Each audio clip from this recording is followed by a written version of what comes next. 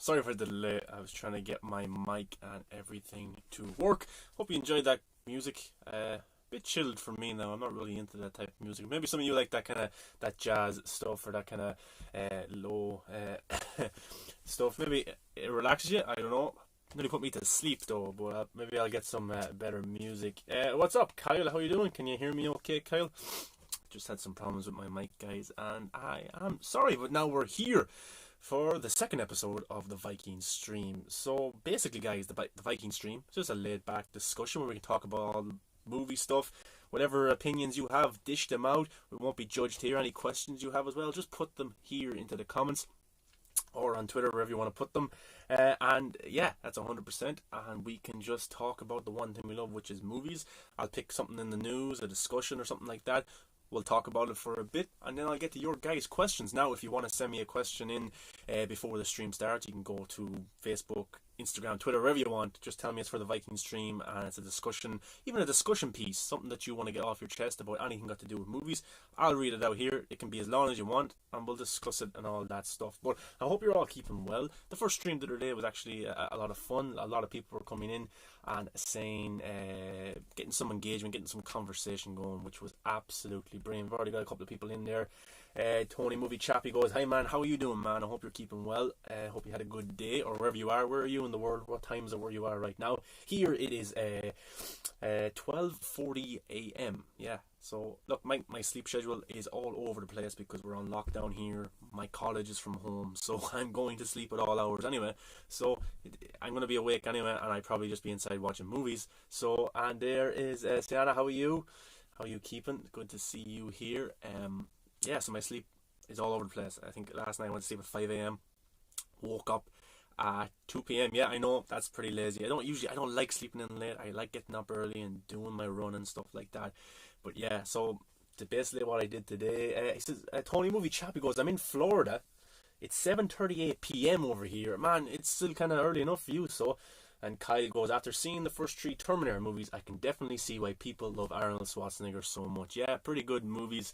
And even the bad ones that have Arnold in them, they're worth a watch because of Arnold himself, you know. So yeah.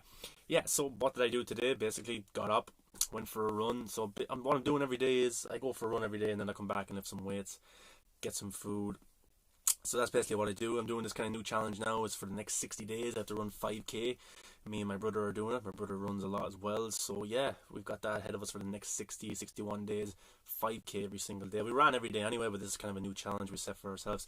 And we're big into fitness. So you guys as well, set a challenge for yourself to go out and do something, even if it's just walking. It's good to get some exercise in, clears the head. No point sitting around all day. I know it's hard with lockdown and stuff like that.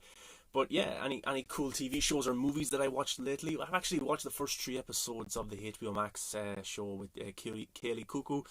She was in 8 Simple Rules, of course, Big Bang Theory, Flight Attendant. Pretty good show. So basically it's about this woman. She's a flight attendant, and she's traveling all over the world. She kind of sleeps around a lot as well with different men. She's kind of an alcoholic or drunk, but there's a backstory to that. And one morning she wakes up, and the guy she had slept with the night before is dead. So that's kind of where the show takes off from there. And there's lots of twists, lots of turns. And after 3 episodes, I'm pretty much enjoying myself. She's a pretty good actress. I've watched her for years, ever since Charmed. I used to watch Charmed when I was younger as well, kind of the witch show. And have you seen the Evil Dead films, Viking? I have not seen the Evil Dead films. I need to watch those. That's definitely something. I'm a big horror guy in terms of zombies and stuff like that. So I presume that's that's zombies, is it? But yeah, I need to catch up on them. But the Flight Attendant with Kelly Cuoco, if you guys haven't seen it yet, it's a pretty good watch. Like it's kind of what she does in the show is a bit stupid, but it's entertaining. Last night I got to watch the James Franco directed film Zero Fill, I think it was called. It's based on a book. It takes place around the same time the Manson family committed the murder on Sharon Tate. There's kind of hints at it in the film. I actually like James Franco as a director, but this film is very, very poor. It has an all-star cast. It has Will Ferrell is in it. You've got Dave Franco, James's brother, Seth Rogen, Danny McBride. This cast is absolutely stacked with talent, and it doesn't know what kind of story it's trying to tell. It doesn't know if it's a comedy, if it's a drama. It's all Megan Fox is in it as well. This film is just completely all over the place, and I was expecting much better. Will Ferrell is good. I like Will Ferrell in anything, but it's like he's playing in a comedy. It's like James Franco's character is playing in a drama. It's like Seth Rogen's character is playing in one of the Pineapple Express movies. So that film, I was expecting a lot better, but it's actually very, very poor. And yeah, it was a struggle to even finish it. I was wondering, when is this going to be over? And I like those kind of weird films that kind of go different places or take risks. And I thought this would be one of them that people have been bashing for a while. But to be honest with you, I didn't like it at all. I don't know what they were trying to do with this movie. I don't know what James Franco was doing, but yeah. And also what I watched the last 2 episodes of the Walking Dead spin-off World Beyond. Yeah, I've enjoyed the season so far. The reviews are on my channel here if you're a Walking Dead fan. If not, that's okay, I won't spoil anything. But yeah, it's just it's a spin-off of the main show, and it follows a group of teenagers. But the last 2 episodes aired on Sunday. I got to watch them on last Friday because they released them a bit early. And yeah, I enjoyed the season overall. Looking forward to season 2. Some plot holes, some stuff don't make sense, but it's hard to find a perfect show. But guys, don't be afraid to let me know what you watched the last few days in the comments. Tony Movie Chappy goes, I've been doing pretty good, man. I just got over the cold this morning that I had for a week, but I'm feeling much better. I'm glad, man. I'm glad. And do something to relax yourself. Play a video game or watch a movie or something like that. Tony Chappy goes, I love the Pineapple Express. It's one of my all-time favourite comedy movies. That's pretty good. I think I've only seen that once. Maybe the other time I got to see it kind of halfway through and stuff like that. But yeah, I definitely need to visit that one again. It's kind of a high-paced movie, and the two, Seth Rogen and James Franco, they're after weed or something, or drug dealers are after them or something like that, and it's kind of high-paced film. But yeah, that's a pretty good one as well. But that's basically what I watched the last few days, guys, since the last stream. Don't be afraid to tell me what you've seen. Pretty interested. I love getting recommendations off people. Kyle's already said Evil Dead. That's definitely, I need to check out those movies. But don't be afraid to give me recommendations or shows that you've watched, because I'm always looking for something new to watch, and even review for the channel here as well, if I find them pretty interesting. But today's main topic is David Prowse. Of course, David Prowse passed away the other day, 85 years old. Had an unbelievable career, not just in movies, but also bodybuilding, and I just have an article here to read, to go through his career. Of course, playing Darth Vader, one of the most iconic villains of all time, one of the most iconic characters of all time, probably the most quotable. Now, I know he didn't do the voice, and even in the third movie, when Darth Vader took off his mask, it wasn't him either. So he was always a little bit kind of annoyed by that, and rightfully so. He's playing this character, and then his voice is cut out, and then his appearance is cut out, but he really made the character. And he always used to write on his signatures, David Prowse is Darth Vader, and I pretty much would agree with that. I know James Earl Jones does the voice, but he's 6'6". He is the embodiment of Darth Vader. He really is. But I want to read out this little piece here. This is from Mashable UK. Many actors dislike being defined entirely by their famous role. David Prowse, who died Saturday at the age of 85, did not mind. In fact, he craved more of it. This is a quote from David. I created Darth Vader. Prowse insisted to a London reporter after the release of the original Star Wars in 1977. His movement, his mannerisms are what I and no one else put into the character. Stunned by what he saw at Lucasfilm's lack of recognition for his contribution, Prowse would spend the rest of his life pointedly signing photographs to fans saying David Prowse is Darth Vader. So it showed that they didn't use his voice, that they didn't really say he was Darth Vader when they used James Earl Jones. Now, if you go back on YouTube and you look at the clips of David Prowse doing his voice, it's not that intimidating. I think James Earl Jones is brilliant at the voice and is intimidating. David Prowse not so much, but David Prowse was the embodiment. David Prowse was a bodybuilder. He was 6'6". He was absolutely huge, so he was great for that role. And George Lucas had a pretty good vision as well. He wanted a big guy to play the role. He probably didn't feel that David Prowse was the best actor for the role, but then brought in James Earl Jones for the voice, and then someone else to be the face of Darth Vader, which I think it worked out in the end, and it's one of the most iconic characters of all time, as I said, and it's quoted by people who might have not even seen the movies. Everyone knows who Darth Vader is, which is pretty cool. To be sure, Prowse's imposing height and commanding presence inside the costume brought an extra level of menace to the most famous villain in movie history. But his insistence on ownership belied the fact that Vader was a true composite character, created by George Lucas, imagined by Ralph McQuarrie, costumed in motorcycle leathers by John Mullo, with scuba mask breathing added by sound designer Ben Brud. So there's so much different things that were brought to the character, and then voiced by James Earl Jones. So every appearance about Darth Vader was interesting, and it was different. Multiple people had to contribute to that. This bone of contention, alongside fears that he was leaking plot details, led to Lucasfilm using Prowse's services minimally in Return of the Jedi, and not at all when Darth Vader returned in Revenge of the Sith. It also sadly obscured the rest of the phenomenal life in which Prowse was a famous bodybuilder, a successful gym owner, a life-saving superhero, and a star in not just one but multiple celebrated science fiction epics. So that's pretty cool. Yeah, there was a lot of behind-the-scenes issues and things like that, but he had an amazing career. He was a bodybuilder as well. He was even a safety correspondent for like road safety for children, a superhero. So look, he did so many great things in his career. He even appeared in a Frankenstein movie as well. So look, David Prowse for me had a very successful career, and he really made the character Darth Vader big time.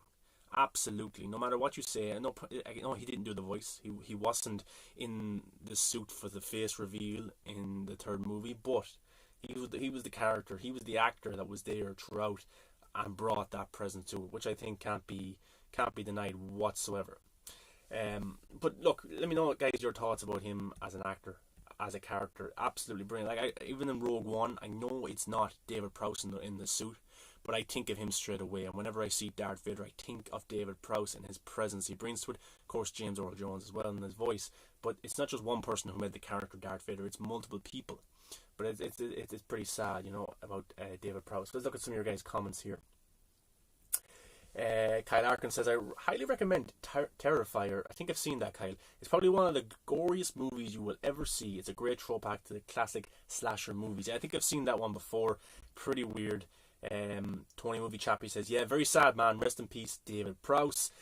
Kyle says, rest in peace, David Prowse. Sienna goes, very sad, he passed. He played a very iconic role in the Star Wars universe. I actually watched episode 6 recently, yeah. And he's like Adam West, who played Batman, kind of hated being Batman for a while because that's all people ever talked to him about, was him being Batman. David Prowse had a different kind of scenario because he wanted to prove to people that he was Darth Vader. Even though he wasn't the voice, even though he wasn't the face reveal, he was Darth Vader. He was the one who was there. And if you look at what I love about The Mandalorian is that Pedro Pascal is able to convey so much emotion through the suit, through the armor, without even talking. Or without even seeing his facial expressions, I should say. You could hear him talk and stuff, but you don't know what's going on underneath the mask. With David Prowse, even though he wasn't doing the voice, I could feel his emotion and what he was trying to do. So that was pretty cool. Tony Movie Chappie goes, have you seen Monkey Bone? Very underrated 2000s movie. It's a guilty pleasure of mine. No, I haven't seen that. What's it about, man? I must look it up and definitely have that on my bucket list to watch.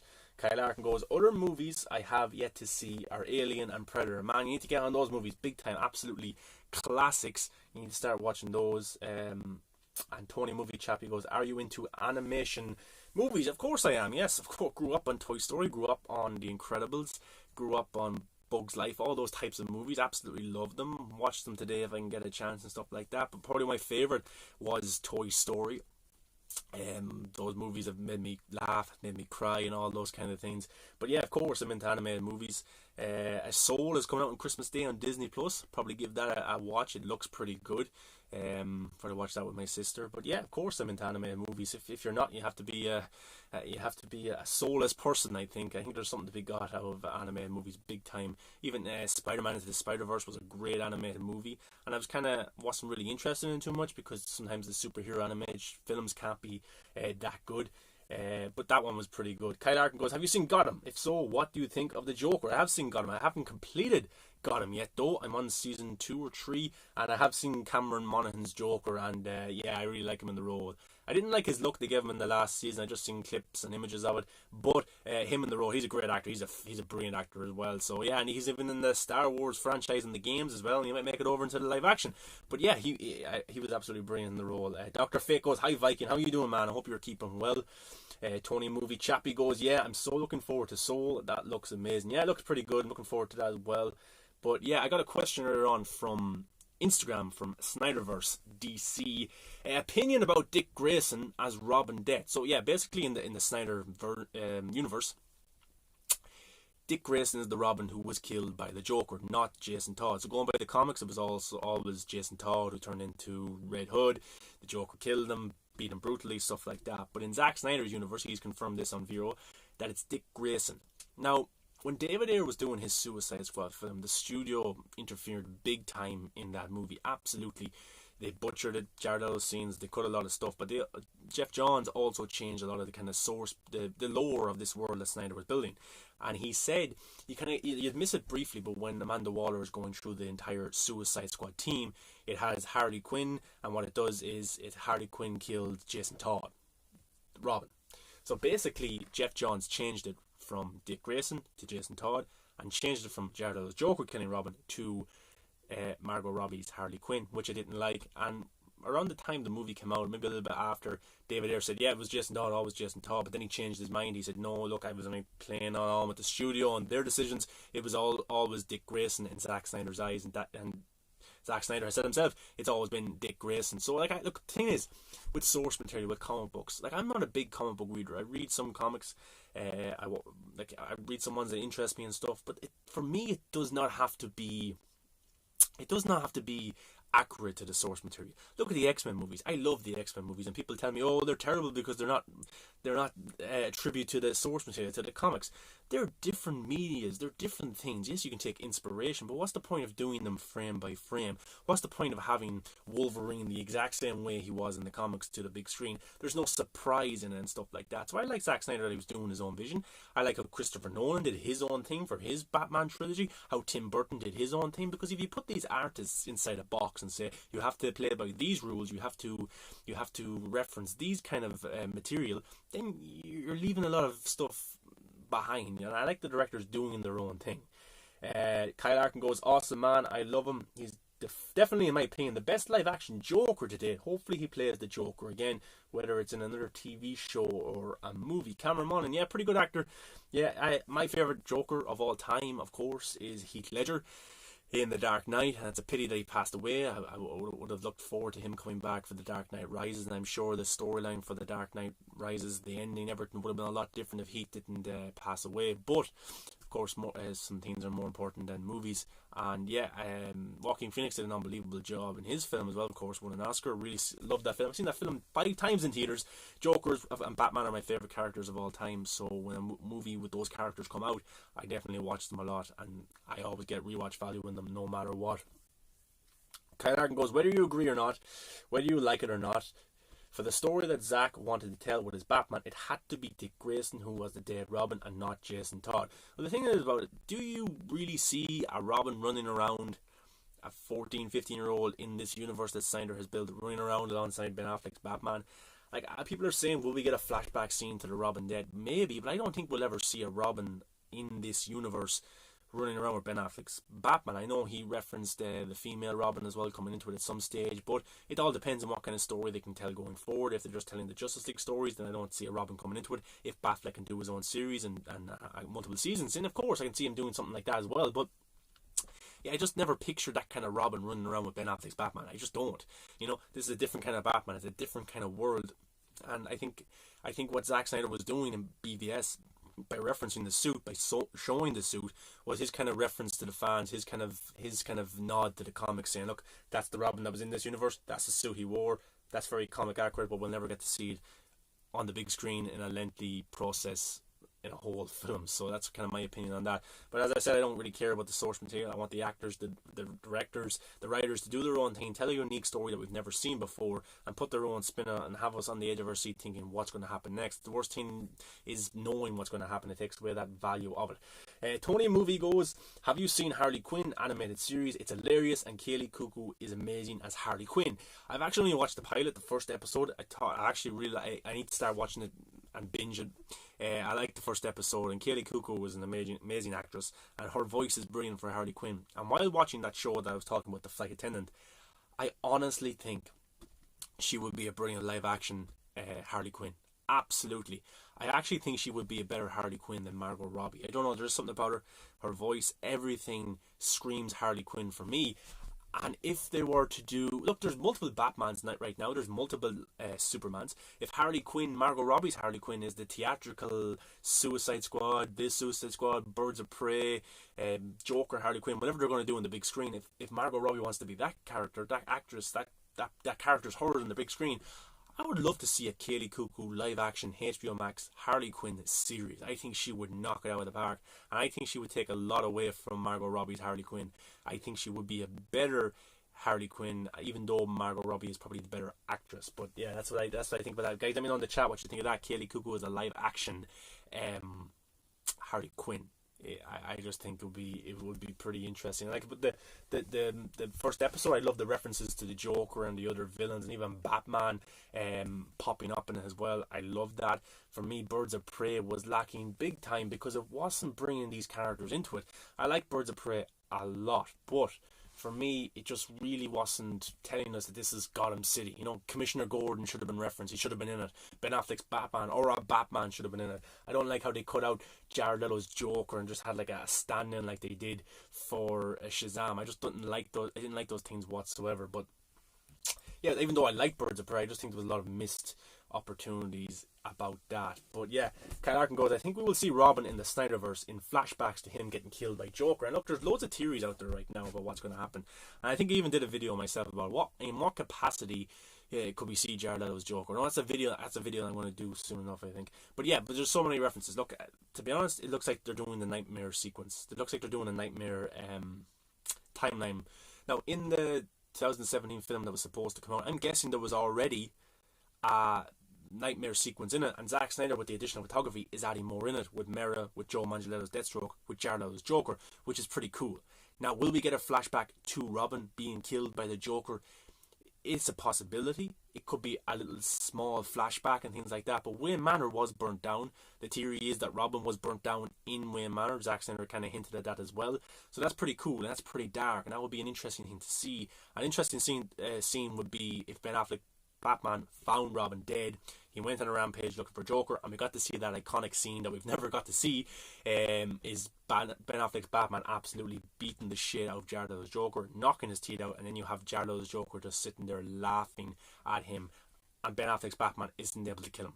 That would be a pretty cool scene, but can that be fit into the Snyder Cut, into Zack Snyder's Justice in 2021? Maybe they've already shot it with the addition of photography. Maybe they just hinted at a reference.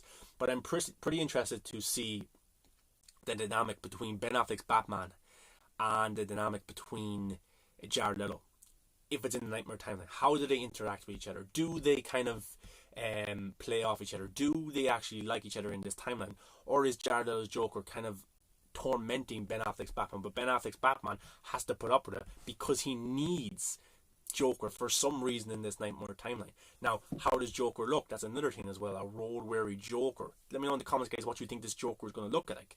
You know, Grace Randolph has seen the character, the black and white image, and it's kind of similar to a game. Like a game would do something different with a character, so that's pretty interesting as well.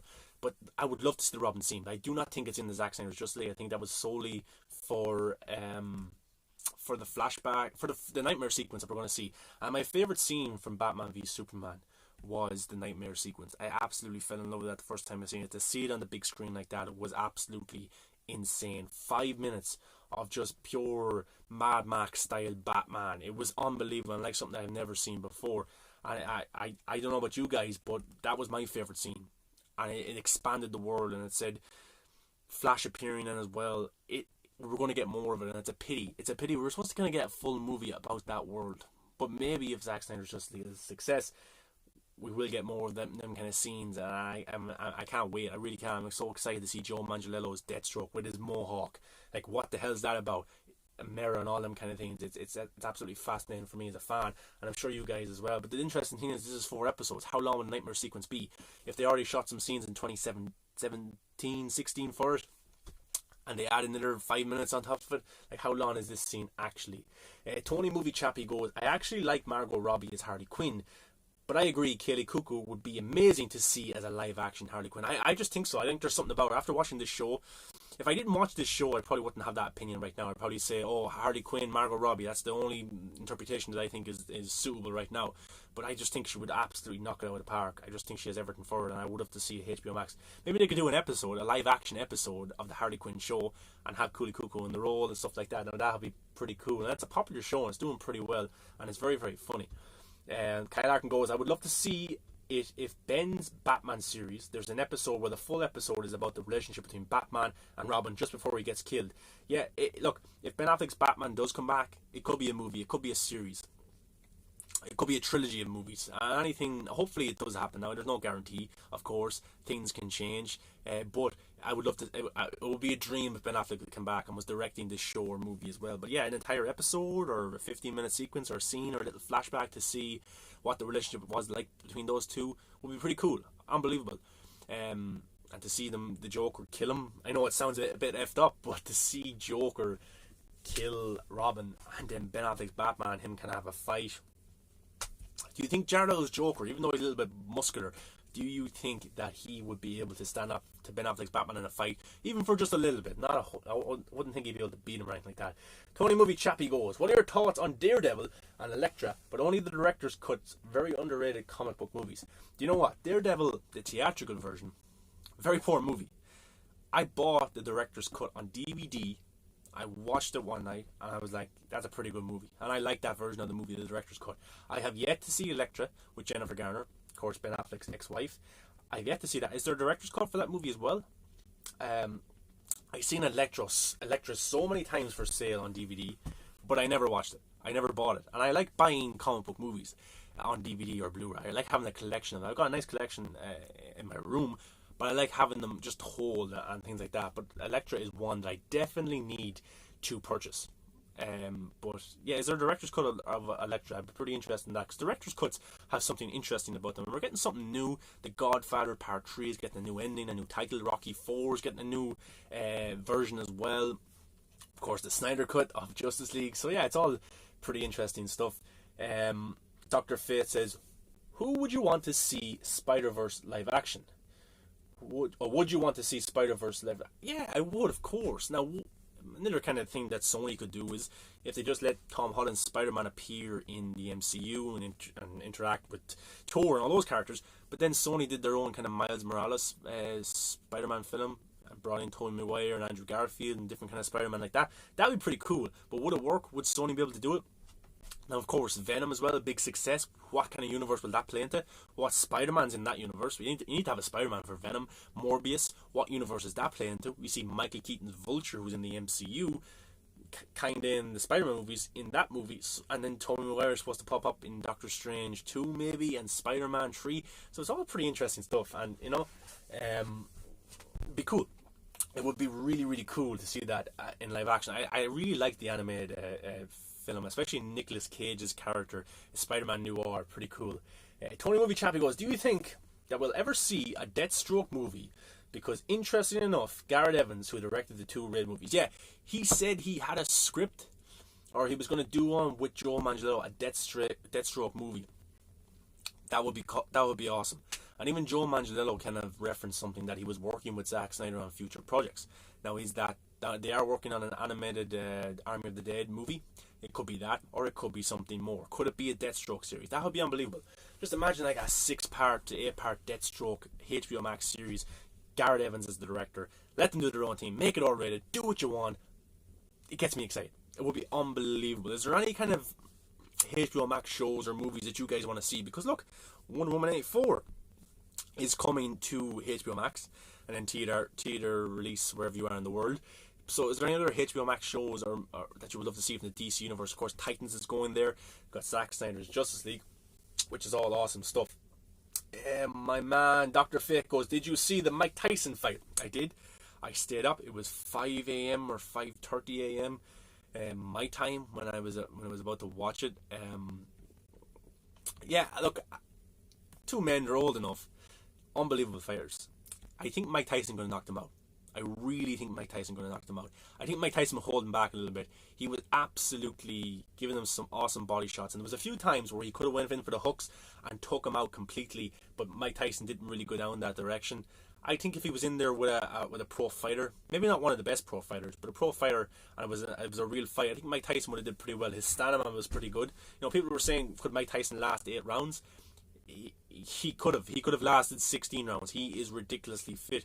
John Jones was the one who was gassing out. He was the one that wasn't able to even walk around the ring. And I think Mike Tyson seen that, and Mike Tyson was being pretty respectful. If he wanted to knock out John Jones, I think he could have knocked him out. And that's just my opinion. What did you think of the fight, man? Pretty interested in what you have to say about that. But yeah, I think he could have knocked him out big time. I think he could have knocked him out. But Mike Tyson built like a shithouse. He is unbelievable at his age, 52.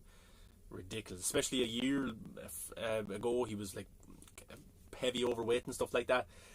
My man Brian goes, what's up? How you doing, Brian? Good to see you here. Dr. Fate goes, Stargirl on HBO Max. It's great for me. Do you know what, Dr. Fate? I get a lot of shit for this. And because it's a Jeff Johns production, I really like Stargirl. I don't know why, I really like it. I just like the characters, and Luke Wilson, for me, I watch him in absolutely anything. I think he's absolutely brilliant in that role, and I can't wait for season 2. It's a bit cheesy, it's a bit CW-ish, CW with a bigger budget, but again, I just really like it. I don't know, it was 10 episodes or 12 episodes, and it was an easy watch, or 13 episodes, and yeah, I fell in love with the characters, the story they were trying to tell. It had a lot of heart in it. I'm looking forward to season 2.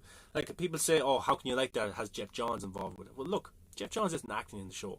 Jeff Johns isn't completely writing the show. Jeff Johns does some work on the show and does every single thing on the show. There is thousands of people who work on a production of a movie or of a TV show or whatever it is, documentary or whatever it is. Thousands of people, and that's their job. And for me to boycott something because one person is a piece of shit isn't really fair to all those other people or those actors. I like Owen Wilson or Luke Wilson as an actor, so I'm going to watch Luke Wilson. Amy Smart is in it as well. I've always liked her stuff, so I'm going to watch it. I'm not going to let these people stop me from watching these things. Like the whole Johnny Depp Amber Heard scenario as well.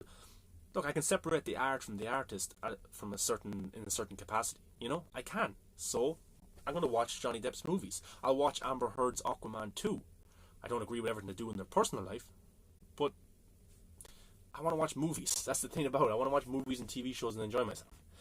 Brian Gonzalez goes, I'm smoking weed and vibing on the stream. Look, man, whatever makes you happy. No judgments here. Whatever makes you happy. And yeah, I've never done it myself. I don't drink. I don't smoke. I just like movies. I'm a simple guy. I just like movies. Sienna goes, Doom Patrol is actually a pretty good DC show on HBO Max. I like it so far. Definitely a different dynamic in terms of team hero stories. Yeah, the thing is about you guys in America have it easy. You can just sit down and watch Doom Patrol or Titans on one platform. Here, Titans appears on Netflix. Swamp Thing appears on Amazon. Stargirl appears on... What does Stargirl appear on? A TV cable company here. If I want to watch Doom Patrol, I have to get Apple TV and then pay a subscription to watch Doom Patrol. So you guys have it pretty easy over there. Over here, it's kind of harder to watch these shows. Yeah, so my Metal Creep is here. He's a good man. I did a spoiler discussion of a Mandalorian episode of Metal Creep. A lot of fun. Brian goes, could the same be said for the Jeff Johns 3 Jokers graphic novel? I've been on the fence of getting it. Yeah, he did write it. I don't think he was the sole writer of it. I think there was 2 other guys that wrote. Correct me if I'm wrong, I'm not too sure. But yeah, that comic did seem pretty interesting. And I'm a huge Joker fan. Yeah, but so at times I can separate the art from the artist. I suppose a comic is a little bit different because they wrote it themselves. But they didn't draw it and stuff like that. It's kind of a hard thing, isn't it, really? But I suppose if it interests you, if it looks good, why not get it, you know? You don't have to like that person in general. You don't have to go have a beer with that person or agree with everything that they do. Metal Creep goes, dude, I am drunk, but I am here. So we've got one guy who's drunk. We've got Brian who's smoking weed. Like, what the hell is going on with people in this chat? Do I attract people like this? That's okay, guys. I love you no matter what. David or Dr. Fate goes, have to separate the art from the person. LOL. Yeah, the art from the artist. The art from the artist. Just because he draws a beautiful picture doesn't mean I have to like him. I can appreciate the picture that he draws. That's my opinion on things like that. To a degree, not absolutely every person who's done bad things doesn't get off too lightly. Tony Movie Chappy goes, yeah, Elektra does have a director's cut and definitely a lot better than the theatrical version, and I own it on Blu-ray and definitely plan on reviewing it on Instagram very soon. Yeah, man, do, and let me know when you do, and I will read that. I'm very interested. I need to watch it. Metal Creep, it's my birthday, December 1st. Metal Creep, happy birthday, and everybody that's in the chat, wish happy birthday to Metal Creep. We won't ask what age you are. We won't ask. We'll just say happy birthday. We'll be nice, and we hope that you have a great day. Brian goes, happy birthday, Metal Creep, and yeah, thank you. Love you too. The Viking is an awesome guy. Smash like. I appreciate that, man. Good positivity. This is what these streams are about. To have a discussion about movies that we love and just have a conversation. A nice, friendly environment with a nice bunch of people, a community of movie friends who just want to talk about movies. And I hope you're having a good time, guys. I might do a spoilers stream for the Mandalorian this weekend. If you guys want to pop by for that, just a Mandalorian review, a spoiler discussion. Hopefully you guys all see it on the Friday, and we can talk about it on a Sunday or Monday or something like that. That would be pretty cool. Or for even for Zack Snyder's Justice League when it comes out.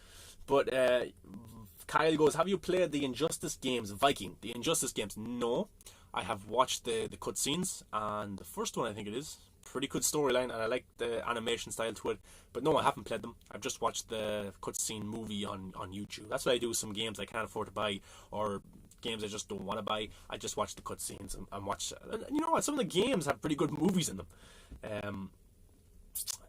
Brian goes, you are the most chill and positive, enthusiastic comic book movie talk Viking. Brian, that means a lot, and I appreciate that positive talk. Thanks very much, man, and I appreciate you being here and watching it. Tony Movie Chappy goes, I just had my birthday last 2 months ago. Happy birthday 2 months ago, man. Yeah, that's everyone's birthday now. Metal Creep goes, yeah, I just had a stream watching Justice League. For every cringe scene we would drink. This is why I am drunk. Oh yeah, you told me about that. You decided to watch the 2017 version of Justice League and take a shot or take a drink for every bad scene. Man, you must be really pissed if that's what you were doing, because that can't be the best experience watching Justice League. You know, I did a review a few months ago of Justice League again. I watched it. I think I did a review. I definitely watched it. I think it's on the channel here. Yeah, I'm not a person who goes into hating movies. I don't hate movies. Like Fantastic Four, the 2015 one, I find some enjoyment out of it. Like Daredevil, like these movies, I find enjoyment out of them. But Justice League, I just can't watch because I just get a sickness in my stomach because I was marketed a movie that I wanted to go see, the sequel to Batman v Superman, and I got something entirely different. So that really, really annoys me. And like, I'm sure there's a lot of behind the scenes drama that happens with a lot of movies, but it's kind of so much in the open with Justice League. It's very hard to watch that version of the movie. And look, if all the shit didn't happen with Zack Snyder, I'd probably find some enjoyment out of it in some capacity. Brian goes, Justice League is only good when drunk and high, I suppose, Brian, for you. Dr. Fake goes, JL trilogy will be crazy, literally hell on earth. Yeah, man, I hope it gets made. But let's just watch the first one first. Let's just get excited for that and then talk about whatever. Movie friends. We're all movie friends here, and then we talk about it and just have a lot of fun. Kayak goes, they're really fun games to play, and yeah, the stories for both games are great. Yeah, I suppose I should play them, but I love the kind of cutscene story to it. Metal Creep goes, ha ha ha, dude, 2 bottles of porter wine went out. Unbelievable, man. Man, I've never tasted alcohol. I have never ever tasted alcohol. I've never smoked, never done drugs, so I'm very clean. It's just never got into it. I just prefer working out, watching movies, things like that. But everyone to their own, no judgment whatsoever. That's just me. Siani goes, have you had time to play some more of the Batman games? I played a bit of Arkham Asylum a few days ago. I have been playing them, just not as much as I would like. Just busy with kind of college stuff and things like that. Yeah, it is hard. I would love to sit down all day and play the games, but just a lot of things to do for work and things like that. But hopefully over Christmas I get to play them a little bit more. Brian goes, is there any other movie that you think is unwatchable? The thing is about movies is I try and find some enjoyment out of every single movie. Even movies that are bad or aren't that good. Like G.I. Joe 2 isn't a great movie, but there's a brilliant action sequence between Snake Eyes and what is the kind of the character that dresses in white, his brother, his half-brother. They have an unbelievable action scene. You guys probably know in the chat, I can't think of it right now. But that movie isn't a great movie, but that action scene is absolutely brilliant. There's something to be got out of every single movie. An unwatchable movie. When I was living in America, I went to go see a movie called Tammy with Melissa McCarthy. And Melissa McCarthy, I don't really like her, to be honest, in movies. And the trailer looked okay. I went to that movie and I didn't like it whatsoever. It was very, very poor. But that film that I was talking about at the start of the stream, the Zero film with James Franco, that wasn't a really good film though. Maybe a little bit unwatchable. Kyle Larkin goes, the movie where Batman has let himself go after the death of Superman. Is that what one are you referencing there, Kyle? Metal Creep goes, the Arkham games are amazing. Yeah, absolutely amazing. Had a ball when I was playing them. Great fun. I'm looking forward to the new Gotham Knights, is that what it's called? The kind of Robin and Nightwing and Batgirl game that's coming out as well. Also, the Suicide Squad game looks pretty cool. Arkham Origins is underrated. Yeah, it doesn't get a lot of love, does it? But it is underrated. Dude, drink a bit of port of wine. Trust me, it's awesome. I think I'll give it a miss, man. You know, my biggest fear is if I start drinking, I'll never stop. And then look, I'm like an alcoholic, and will turn into my man, Film Junkie. He does a vodka stream. That's what this will be. It'll just be a vodka stream of me here just drinking, not even talking about movies, not even knowing anything about movies. So yeah, it's just better off if I stay away from that kind of stuff. Metal Creep goes, I work out as well. See, you work out and you drink. Best of both worlds for you then. Carl Larkin goes, I'm mostly clean, but occasionally every now and then I drink a few beers. That's okay, Kyle, no judgment. He was talking about Justice League. Oh yeah. So Batman v Superman, Superman dies and Batman lets himself go, and yeah, just it's a terrible movie. Yeah, but yeah, it's pretty cool. I'm loving all the engagement from you guys in the chat. It's pretty good. That's what these are about. And as I said, guys, if you have any kind of discussions or opinion pieces that you want brought up into the Viking stream, maybe as a title to the video, just send me a question or an open letter on Twitter, Instagram, or Facebook. Send it to me. It can be a letter. It can be as long as you want. It's an opinion about a movie, a review for a movie, anything like that. Send it to me, and I'll read it out here, and we can discuss it. Because that's what I'm trying to create with these Viking streams. Is a community of people just want to talk about movies, and we don't judge each other's opinions, but we listen and we respect each other's opinions.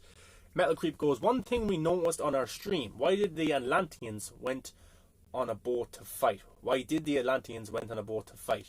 Is that for the nightmares or the history lesson, Metal Creep? When they're one thing we noticed on our stream: why did the Atlanteans went on a boat to fight? Is that the history lesson you're talking about? I can't really remember. In the history lesson, oh yeah. Well, was there no water in the history lesson? Where was the fight taking place for the history lesson? There is no river or lakes near it. Well, look, we do know. We did an interview with Fabian Wagner there yesterday, the cinematographer for Justice League, on the podcast I do with my friend. If you want to go check that out, I'll put the link in the description, or go to my Twitter. You'll find it, or just ask me for it. It's called The Movie Buffs. So it's a podcast, and we had our first guest on was Fabian Wagner, and we tried to find out some more information about the history lesson.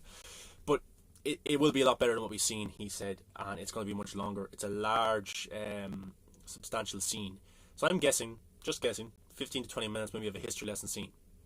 I think Zach took lots of inspiration from Lord of the Rings as well. So that's going to be pretty cool to see. Now, you're talking about the water. I'm sure Zack Snyder didn't make the history lesson and forget to put water in, or effed up big time about that, so I'm sure we will find a reason that why the Atlanteans were on a boat in the history lesson. I'm sure there's water somewhere. There has to be, or maybe they're able to bring water with them when they're on a boat. I don't know, but I'm sure Zack Snyder won't have that big of a plot hole in his history lesson. But Fabian did say it will be a lot different. It will look a lot better and things like that. So that's pretty cool. And also, I suppose I should tell you guys, I forgot to put it on Twitter today.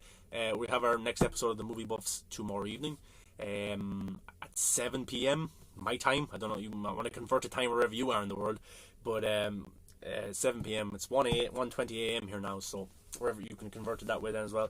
But Fabian is coming back. He said he wanted to say something very important. Now, I don't know what it is, if it's got to do with the movie, or I don't know what it is, but he will be coming back on the stream tomorrow for a brief appearance at the start for a few minutes. So yeah, Fabian Wagner is coming back on the show tomorrow. Maybe he's going to end up being a co-host in the show, the Movie Buffs podcast. But yeah, he's coming back for the first few minutes, 5-10 minutes. He's going to be on the show. He wanted to say something, so I don't know what it is. He didn't tell us, but come by and see what it is. And I'm kind of nervous. I don't know what it's about though, but let's see tomorrow evening. There's no ever call me to the stream if you want. Kyle Arkin, I don't get drunk though. I always make sure not to drink more than 5 or 6 beers. Let's go. Brian Scully is here, my Irish native friend. Brian Scully as well. Before Atlantis sank, Brian goes. 2 Brians. Yeah, we've got Brian Gonzalez and we've got Brian Scully in here. So yeah, Brian, my man, is from Ireland. Brian's from Canada.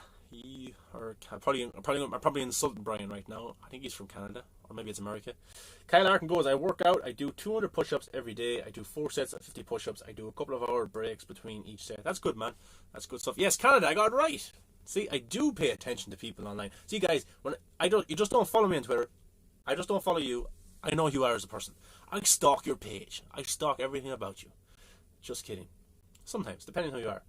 Metal Creep goes, yeah, the Viking gets the workout people here. Yeah, we've got people who are drinking here. We've got people who are smoking weed. We've also got people that work out and keep active. So look, that's all I'm happy about. If you're keeping active, that's pretty good. I'm a gym instructor, if I know as well. So yeah, I personal trainer, stuff like that, diets, workout plans. Yeah, so that's my kind of job.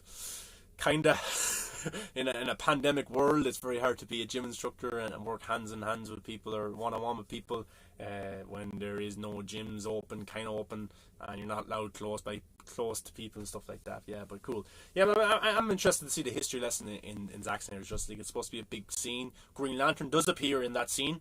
Will we get to see a Green Lantern in the rest of the movie? Who do you guys think is Green Lantern in Zack Snyder's Justice League? Do you think there is a Green Lantern in Zack Snyder's Justice League? It won't be Ryan Reynolds.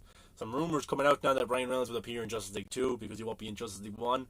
I don't know. Sam Benjamin, is he Green Lantern to you guys? I don't think he is. Metal Creep goes, dude, you deserve more man, you're really drunk. You're not really spelling that well. I don't know. You deserve more recognition, I suppose. That was what you're trying to say. Maybe a bit of Green Lantern in Zack Snyder's Justice League. Yes, this is what I think is going to happen. I think that we're going to see Green Lantern in a history lesson.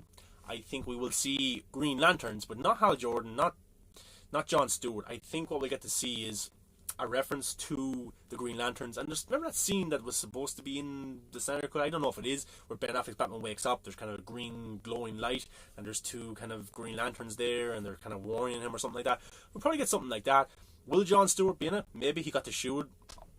Maybe, I don't know, but I don't think we're going to get to see a Hal Jordan or Jon Stewart in it. I just think this film is going to be focused on the Justice League, on Aquaman, on Cyborg, on Flash, Wonder Woman, Superman, and Batman. There's a lot to do in this story. I know it's 240 minutes plus, but he needs to do an origin story for Cyborg and introduce Aquaman and Flash and things like that. So Ryan Reynolds on Zack Snyder's Justice League 2 would be cool. We would have an older Hal Jordan. And look, the reason I'm a big advocate for Hal Jordan being Ryan Reynolds, or Ryan Reynolds being Hal Jordan, is because it would bring a lot of exposure to HBO Max. It would bring a lot of exposure to the Snyder Cut. And I know many people don't want Zack Snyder to make a compromise and stuff like that. But if Ryan Reynolds was in discussions, he must have been in discussions with Zack Snyder. And maybe Zack Snyder didn't want it. But I think having Ryan Reynolds come back as an older Hal Jordan to introduce a Jon Stewart would elevate that character. So Ryan Reynolds is a big star known around the world, absolutely famous. Not just in the movie world, but also with his gin, and he's doing some stuff with Hugh Jackman as well. So he's famous all around the world. If you were to bring him in, it could be just for one episode, or one movie, Justice League 2 or Justice League 3, and you introduce him with a Jon Stewart. You not only elevate the actors playing Jon Stewart, you also elevate Jon Stewart as a character. So I think it would be a pretty good opportunity, but I'm not really pushed. I'm not. I'm looking forward to seeing Green Lantern in Justice League in some capacity if Zack Snyder gets to do more of his vision, but I'm not like dying to see it. Brian goes, I do think things just didn't work out on that front, but both sides were interested. Let's see how things progress from here. Yeah, I think it was a big possibility, because imagine this, okay? You're on HBO Max. HBO Max want to be successful. You have the Snyder Cut's 4 episodes. If Ryan Reynolds was added, even just for a scene, if it was a cameo, if it was a post-credit scene, and he was coming back in episode 4, and it was a cliffhanger or something like that, the online discussion would be ridiculous. The online buzz would be ridiculous. You'd have Green Lantern trending, you'd have HBO Max trending, you'd have Ryan Reynolds, Zack Snyder's Justice League, all these stuff trending, and that's what HBO Max want. Then you would have people crying out to see Justice League Part 2, to see Ryan Reynolds as Green Lantern. They would. I think Green Lantern was one of the highest, most watched superhero shows in Brazil when it was on Netflix. And that's not saying that it's loved all around the world, Ryan. But I'm saying like Ryan Reynolds is a big star and he still has a draw, and he's a bigger star than he was 10 years ago than he is right now. He's a bigger star. 10 years ago he was still a big star, but not as big as he is now. So I think if they were to go that direction and have him introduced in Justice League 2 or a Justice League 3, I think it would be a big plus for Zack Snyder's Justice League, for HBO Max as a whole. But if they went a different direction, having Jon Stewart or different Hal Jordan, different actor, I think it would be pretty cool. But it also depends, like Ben Affleck's Batman needed to be a famous actor playing the role because it was 20 years in Gotham. He introduced an unknown actor as Superman, as Wonder Woman, as Aquaman, as Flash, as Cyborg, because these characters were having their origin story. They were just becoming new. Ben Affleck's Batman has been around a long time. Now, what kind of version of Hal Jordan is he going to do? Is it a Hal Jordan, this is his origin story, like Aquaman or Flash or Cyborg, or is this a Hal Jordan that's been around for 10, 15, 20 years? I think if you go that direction, you need to get a bigger actor for the role because it needs it for the character that's being played. Metal Creep goes, yeah, Hal would introduce John, and remember, the HBO Max series don't have those two characters. And yes, there's a Green Lantern show coming to HBO Max. It does have the same guy who's the guy that's involved with all the CW shows and stuff like that. Greg Berlanti, is he involved with that Green Lantern series? It's going to have a high budget. People were afraid it's going to be very CW-ish because that man is involved. He's involved with a lot of those shows. But I think it's going to be its own thing. I think it's going to definitely push the edges a little bit. I think there's a good range of diversity in that show. You've got some gay characters. You've got characters of color, different things like that, which is pretty good as well. And especially on a streaming service, it can speak to a lot of people. And even with Zack Snyder's Army of the Dead that's coming to Netflix, I think that's going to do pretty well on Netflix because not only does it have a big director, you can market it as the director of Batman v Superman, the director of Man of Steel, Watchmen, and stuff like that, but also it has a very diverse casts from all over the globe, which will attract different people to watching it on Netflix. So I think that's going to be a big plus for that. But yeah, the Green Lantern show, I'm looking forward to it. It doesn't have Hal Jordan, it doesn't have Jon Stewart yet. Maybe they'll be referenced, maybe they'll come into it later on, but it looks like they're kind of giving limelight to the other characters. And does that tie into the Snyderverse, or is it its own thing in its own world, very much like a Stargirl or something like that, or a Black Lightning? Brian goes, Zack Snyder also loves the idea of a recognizable figure for Green Lantern because if you show his symbol to an older generation, they most likely won't recognize it as well as a Superman symbol. Brian, that's a very good point actually. I shared a video a few weeks ago of an interview, I think it was for Man of Steel, where Zack Snyder was talking about Green Lantern. He goes, everyone knows who Superman is. If you show them, as Brian was saying, if you show somebody the Superman symbol, they know it's Superman. It's probably up there with the cross or something like that. Is that something that people say? But if you show somebody, and Zack Snyder used his father, if you show my father the Green Lantern symbol, he just know what it is. So in that kind of capacity, for a Justice League movie, people are going because of the marketing to go see Batman and Superman. But what happens is people come out talking about Cyborg, Aquaman, Flash. The social media buzz is about those characters because Batman and Superman are able to elevate those characters. For Batman v Superman, people went because it was Batman v Superman. And what was the kind of character everyone was raving about after the film? Gal Gadot's Wonder Woman. So Batman and Superman elevated the character of Wonder Woman. She got her solo movie, huge success. Wonder Woman 84 is coming. If you look at Suicide Squad that came out in 2016, the marketing campaign for that movie was actually brilliant. It had Ben Affleck's Batman, it had Will Smith, it had Joker, Jared Leto. People went in for those three reasons, and also the trailers were pretty catchy and stuff like that. And what's the character that everyone came out talking about? Margot Robbie's Harley Quinn. What happened then? A spin-off movie, Birds of Prey. So I think, if you introduce a bigger Green Lantern, an actor who is known like a Ryan Reynolds, it will not only elevate the character of Green Lantern, but it will bring more exposure to the series and to characters that are unknown, like a Martian Manhunter. So yeah, that is a big aspect, and Zack Snyder has gone on record and he has said that in the video before.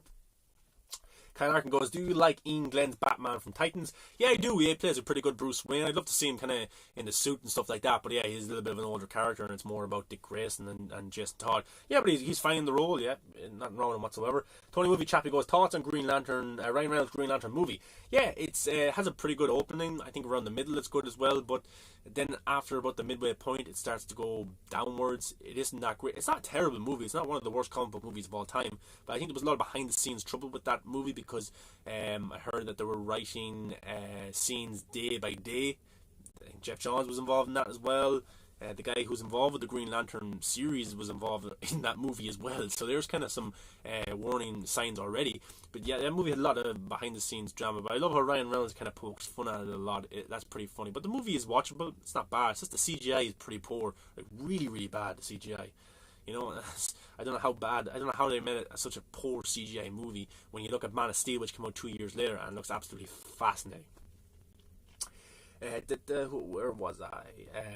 Brian Scully goes, Berlanti, yes. Not too hyped by that considering his history with how his superhero shows have developed, but you never know with a higher budget. Could be better, we'll see. Yeah, Gregor Berlanti involved with a lot of the CW shows, and people say they're corny and cheesy and stuff like that, which is true, and that's the kind of audience that they play for, and they have their audience, and they're successful to a degree. But him coming on to a HBO Max show with a higher budget, and maybe it won't be PG-13, maybe they can push the edge a little bit more and tell a deeper story. It could be a lot better in that aspect, definitely. Maybe he was under restrictions with like the likes of the CW shows, but now where he gets to do his own thing, it might be a little bit better. But that's true. It could be warning signs. Metal could go as Superman's symbol of the second most recognizable symbol in the world. Yeah, that's what I was trying to. I wasn't too sure though. Yeah, so it's known all around the world, and that's why I think this is a big win for HBO Max getting the Snyder Cut.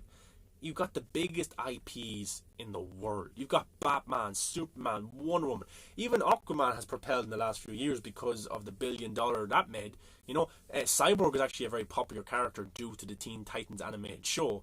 So I think it's a big win for HBO Max that you have these huge characters. Like if you go onto Disney Plus, they have Winter Soldier and those characters coming out, but they're not as high profile characters as Batman, as Superman, you know. So that's just kind of my opinion on that stuff. But yeah, I think it's pretty cool that Zack Snyder's opinion on the Green Lantern symbol makes a lot of sense. You know, like not many people would know it. Like not every person would know what the Green Lantern symbol is. Show them Superman, show them Batman, pretty good chance they know exactly what that symbol stands for. It stands for hope. Kyle Larkin goes, the crazy thing is that Ian Glenn is Scottish. So for me, being a Scottish guy myself, I think it's awesome that we have a Scottish actor playing Batman. Yeah, so we've got so many actors playing Batman like now. Robert Pattinson playing Batman, Ben Affleck playing Batman, Ian Glenn playing Batman. We've also got the Batman in the Batwoman show. Yeah, I haven't really watched that show. Actually, you know, the Javisa Leslie for season 2 doesn't look too bad in the suit, but those shows are very hard to watch. I know Superman and Lois is coming out in January, which might be okay, but we'll have to wait and see on that aspect. But yeah, I don't know. I like Ian Glenn, but not as Batman. He's okay as a Bruce Wayne, maybe. We didn't really get to see him in the suit or anything, so maybe he'll just stick being Bruce Wayne. I know that people were hyped because he's coming over from Game of Thrones, but yeah, he doesn't have much to do in the role, you know. And Titans is very up and down in storytelling. And maybe if we got to see him in the suit or something like that, I don't know. But Titans is very up and down. I'm looking forward to season 3 though and seeing how they adapt Jason Todd when Jason Todd isn't dead yet, and Red Hood and Joker's supposed to be in it and stuff like that. I wouldn't really recommend Batwoman. They really bring down Batman and his villains. I think I watched halfway through the pilot. That's about all and then I got distracted and I walked away. But I was never really convinced of Ruby Rose in the role. I've seen her in loads of action movies. I think that Vin Diesel XXX movie, the third movie in that, she was in that. Not that great. I've not really gone there as an actress. I know people do be raving about her online. I don't really like her that much. Hugo goes, hi Sean, sorry I'm late. Had some other errands to attend to. First, good to see you, man. Hope you're well. Hugo, thanks very much for being here. Any questions, put them into them, or opinions or discussions, put them into the comments there. We'll do another few minutes of questions and answers, or any discussions that you have, any opinion pieces, I call them. Anything that you want to get off your chest about movies or TV shows or anything, don't be afraid to write them in the comments. But yeah, I was never convinced Ruby Rose. I don't really like her as an actress whatsoever. I know a lot of women do be raving about her in that show, Orange is the New Black or something like that. But yeah, I never really got into that whatsoever. I'm going to start watching The Undoing as well. I heard a lot of good people talking about that. The one with Nicole Kidman, Hugh Grant. It's supposed to be a very good show.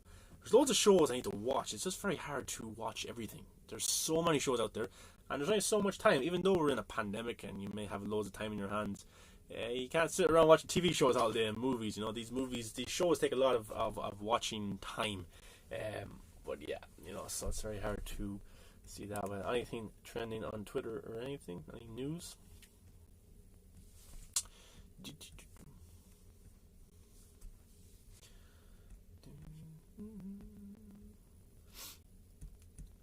I hope you guys are all doing well, and the pandemic is lifting here now at the moment for Christmas for a few weeks. I know the shops kind of open back up today, but yeah, it can be a pretty hard time for people. Hugo goes, why do you refer to yourself as the Viking? I recall when I used to be a big history buff as a child. Some of them settled there, but what is it personally to you? Okay, so the Viking. Why do I call myself the Viking? Well, I hate my own name. That's not it. Right, my name is Sean, but my YouTube channel is Movies That Matter. So that's the kind of name of the show I do. And then with the Viking, so I'm the Viking. And not only do I kind of look like a Viking, or a homeless guy, or Jesus Christ, or Russell Brand, I let you pick. I've got the beard, I've got the long hair. I probably need to shave this, probably need to cut that, but call it laziness, call it whatever you want. But yeah, the Vikings. So a few years ago, I was trolling through Facebook. I'm not a troll. I'm serious, I'm not a troll. I don't have a burner. I don't harass people. I was on Facebook. I was going through it. I seen this kind of casting call per se, or Vikings. It was the Vikings TV show. They were looking for extras for the show. So I said, okay, cool, I'll fill it out. So I put down my height, weight, stuff like that. Sent a picture of how I looked. I looked pretty much like this. I think I was like 16 or 17 at the time. I had a beard when I was in school as well. Yeah, I had a beard. I had long enough hair as well. So yeah, I applied for that. I got it. It was in Wicklow, which is a lot of kind of mountain area as well. And that's where they kind of shoot the Vikings. And it's like a 2.5 hour journey from here. So I went up, and I go in and I get my costume fitting. So they look at my sizes and stuff like that, boots, trousers, stuff like that. So they dressed me up as a Viking. And then I went to set, and it's very interesting, because it was interesting for me.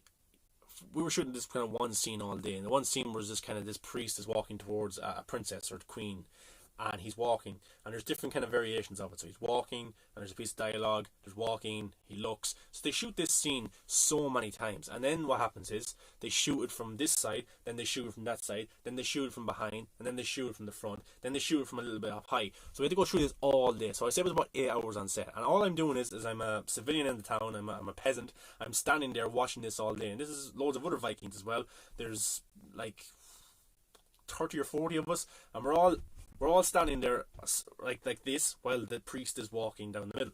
So that was about 8 hours, and then we break for lunch as well. You get fed, you get food and stuff as well like that. You're not just standing there hungry all day. But it was a pretty cool experience. So then kind of word got out in school that I was in the Vikings and things like that. So then some people would call me the Viking, some people would call me Jesus Christ, some people would call me Wolverine. So I had all these different kind of nicknames, playing sport, kind of the same thing. But it was pretty cool to be on set for the Vikings. I really enjoyed it. There was an American director there doing the directing of this episode, and he was pretty interactive with the extras. He was pretty nice, and it was cool just to stand there and kind of see how it's done, and the procedure and the work that goes into these shows, because there's so much stuff and there's so many people that work on these shows.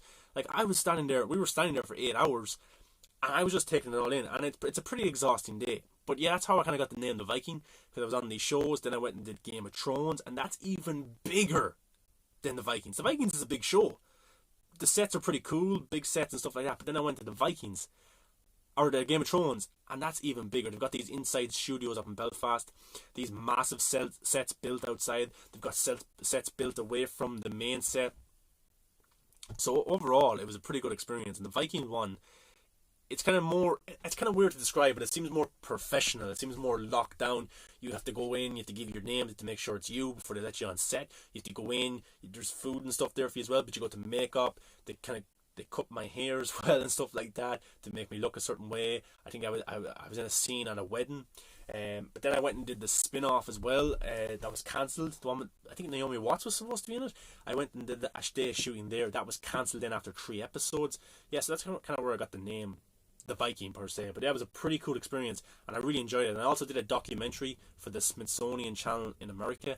So it was kind of like a think it was like I didn't really see the end product of the episode or of the series that they were shooting. It was kind of the Romans, and we were attacking the Romans, and it was pretty cool. And we were in the middle of nowhere in the woods, and I was wearing sandals, and I had to run through the sandals.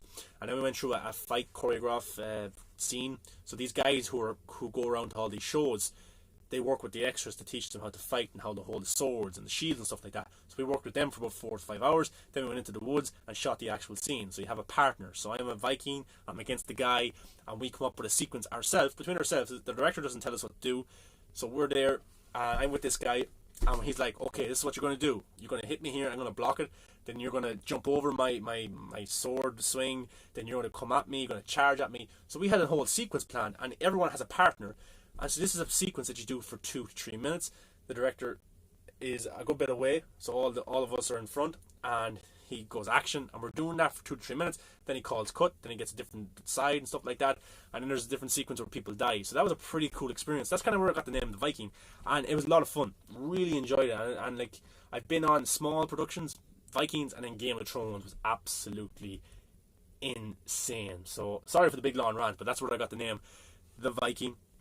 And yeah, it just kind of suited my online persona per se. But yeah, maybe it's a bit cheesy, but I just think it's pretty cool. Tony Movie goes, yeah, and plus you kind of sound like a Viking. Thanks, man. Even Fabian yesterday was like, where are you from? You don't sound like you're from Ireland. And I am from Ireland. I am from Ireland. Maybe I just don't sound like maybe you guys are being a little bit, what's the word, what's that word? You think that I'm going to sound like a leprechaun or something? You think I'm going to be jumping around looking for a pot of gold? Is that what you guys think of me? Drinking? Yeah. I know how you guys typecast us or think of us like that. Brian goes, yes, and also we go on adventures or conversations that feels like a Viking Nordic adventure. So, Brian, you're really high right now if you think we're on an adventure. Brian, I'm sitting here talking about movies, and you're here high as F, and you think we're on some kind of adventure. Yeah, so yeah, that's why I call it the Viking stream. So I'm pretending we're on a boat, and this is the conversation we're having on a boat. The Viking stream. We're on a stream on my boat. I'm the Viking, and you're my friends, my movie friends, or my Vikings. Maybe you're my fellow Vikings. Wait, you were in Game of Thrones? Yes, I was in Game of Thrones. I was in the last season. Hugo goes, "'Tis a wonderful story, not rant. You aren't angry." Yeah. Brian goes, maybe he expects you to sound like Colin Farrell. Yeah. You know the one thing about that trailer for the Batman when it came out? Everyone was like, who's that character? Who's that kind of character? That's Penman, or it looks like Penman, or that character. I knew straight away, and you probably did as well, Brian. It was a Colin Farrell straight away because it sounded like Colin Farrell. It's like, this guy's insane or something. It sounded so much like Colin Farrell. And it kind of put me off a little bit because he sounds like Colin Farrell inside this fat suit. Is he not going to put on an American accent or a Gotham accent or whatever they're going to have? He sounds very much like Colin Farrell, Irish Colin Farrell, and I was able to catch up on it straight away, and it actually took me out of the scene. So I hope he doesn't sound too much like Colin Farrell in the complete movie because he's in a fat suit. It'd be different if you could see it was Colin Farrell and that's his voice, but shouldn't he put on a voice for the role of Penguin and not sound like Colin Farrell? It just took me out of it straight away. Brian goes, we talk in the cold of night while discussing movies, and the calm of the ocean guides us to our destination before we fight for Valhalla. Well, Brian, it's late here. It's nearly 2 a.m. now, and we are kind of on a journey, and you're high, and we're on my stream. We're on my Viking stream, on the boat. Yeah, maybe this is where the history lesson comes into it. Maybe we're on the way to the history lesson. Hugo goes, in my experience, actual Irish accents are deeper and slower, more grounded than the stereotype one. Haha. So I should talk very slow. I should talk like Ian McKellen. Ian McKellen is English? Yeah, English. Is he English? No, he's not American, is he? Patrick Stewart's English. Is Ian McKellen English? Yeah, he is English, yeah. Brian goes, had to look twice, if I'm honest. Amazing makeup work. Yeah, it's pretty good.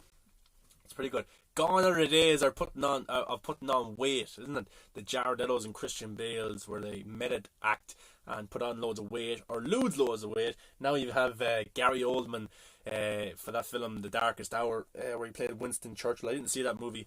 I'm not too big on British political movies because they're very they're kind of pictured a certain way for the audience. I know kind of all war movies probably are, all kind of historical movies. Even American ones are pictured a certain way to make the American look great.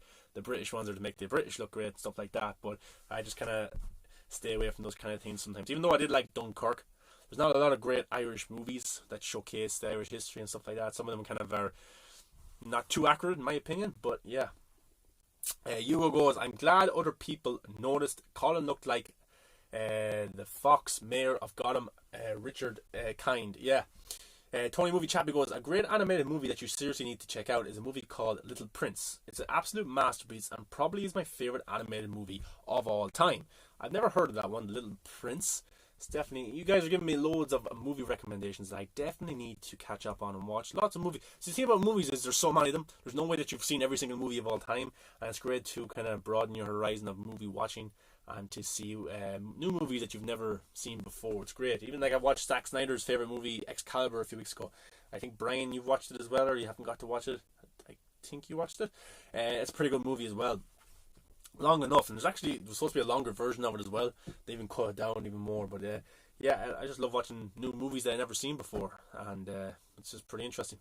Hugo goes, Gary, in case Dawson pops up in the chat, wore prosthetic fat suit like Colin is for the Batman because of his age and thinking he wouldn't lose weight quick enough once done as Winston. Yeah, he wore a fat suit. Yeah, and yeah, of course, of his age, for him to go on a diet like that and put on weight would be very impactful to his health and wouldn't be something that you'd agree with in that capacity. But yeah, it looked real. It was brilliant. Did they win an Oscar for makeup effects, for makeup design? Because that was pretty well done. And Colin Farrell as well looks pretty good.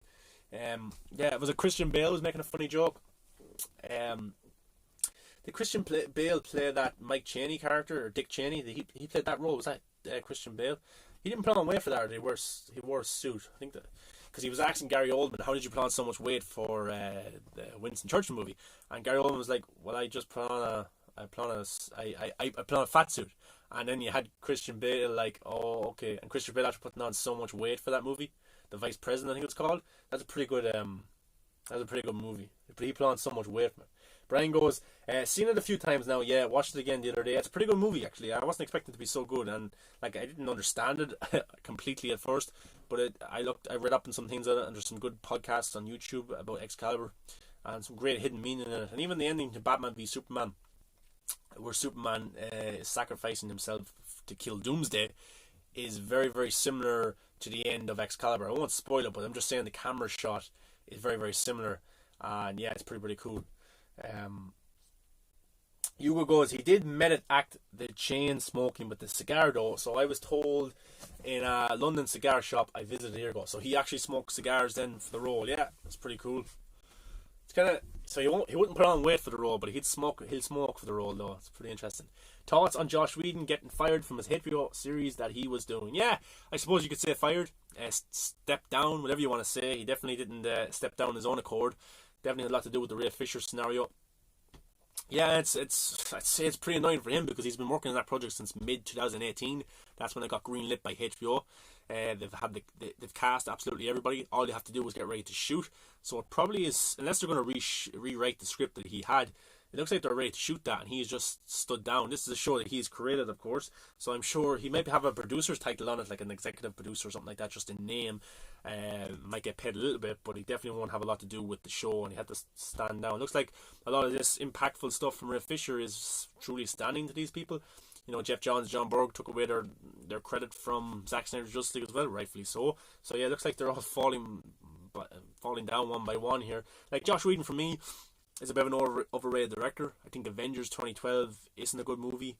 It's an okay movie. It doesn't look that great. It just looks very digital. You know, there's no real cinematography or unbelievable shots. And some people say it's the best comic book movie of all time. I completely disagree. It isn't that good. I think Age of Ultron is actually a little bit better. I never really watched the Buffy movies or Firefly. He was involved in that show or something like that as well. But yeah, I think he's a bit overrated as a director. But it looks like he's not going to get too much work now in the future. And okay, he had to leave Batgirl as well. And even the script he wrote for Wonder Woman wasn't too good or kind to women. So yeah, he seems to be going into the dark at the moment for his directing and just being involved in big profile pictures. Maybe he has to go back and do smaller projects. But yeah, Hugo goes, I think Darkest Hour did win the Best Makeup Oscar. Notice how there was a lack of spotlight beyond announcement compared to Suicide Squad's win, which led to uproar when it was up against Star Trek 3. Yeah, well, the thing is about that, a lot of people, because Suicide is regarded as a poor movie, even though it made a lot of money, even though a lot of people do like that movie, even people come over talking about how they like Joker and Harley Quinn, that interaction.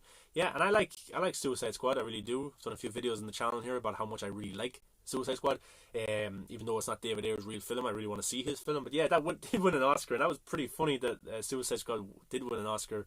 Did they win a platinum as well for best music or something like that, or won some kind of music award, which was pretty cool as well? But I think a lot of Marvel fans were very annoyed at that kind of thing. Metal Creep goes, I have no hate for Josh Whedon, but F him.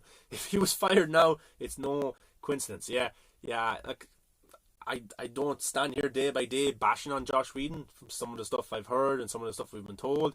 He wasn't really a good person on set, either was Jeff Johns and stuff like that. But yeah, and if he had made good movies, I could probably watch his good movies. But yeah, I don't have any real good opinions of him as a person. But yeah, I don't really like most of the stuff he's made either. In that 2017 film, I know he was brought in, but he's the one who accepted the job. He knew that he had such a poor time.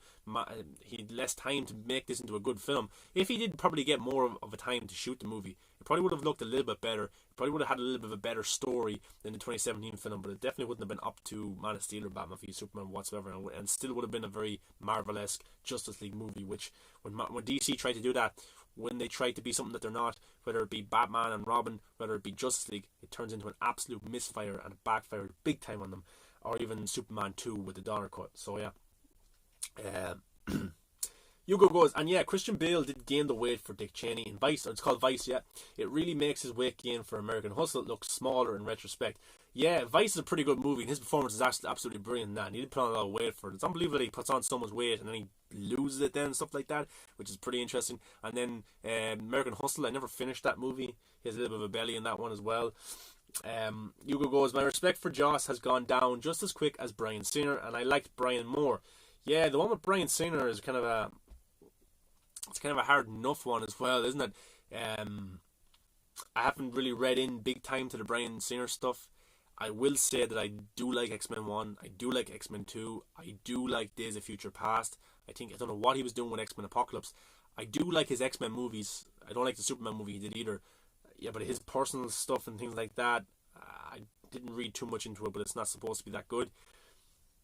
But I haven't really read up into it, but so I can't give a full opinion on it. Just read a few little small things and stuff like that. But I will say I do like his X-Men movies, X-Men 1, X-Men 2, and Days of Future Past for me is one of the best comic book movies of all time.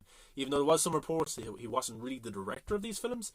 He was on set and stuff, but there was other people helping him with it. I know that's something that I read as well before, so I don't know. But yeah, I like his movies. Yeah. Some people want to divide the Zack Snyder Justice League movement. I refuse to be a part of it. The Snyder Cut is coming, and we should all fight for good movies and not for corporate movies.